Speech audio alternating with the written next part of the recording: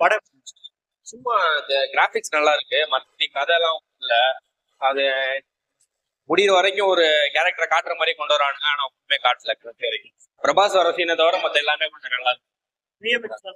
விவேக் செம்மையா இருக்கு, அதான் சொல்றேன், கிராபிக்ஸ் செம்மையா இருக்கு படம் ஃபுல்லாவே. ஆனா என்ன கதையா சரியில்லை.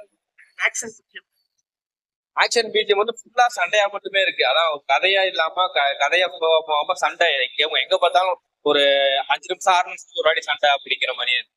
பிஜிஎம் செம்மையா இருக்கு.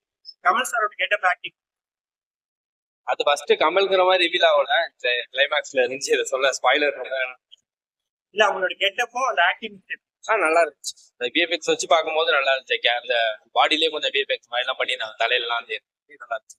ஃபர்ஸ்ட் ஹாஃப் நல்லா இருக்கு, செகண்ட் ஹாஃப் நல்லா ரெண்டுமே நல்லா இருக்கும்.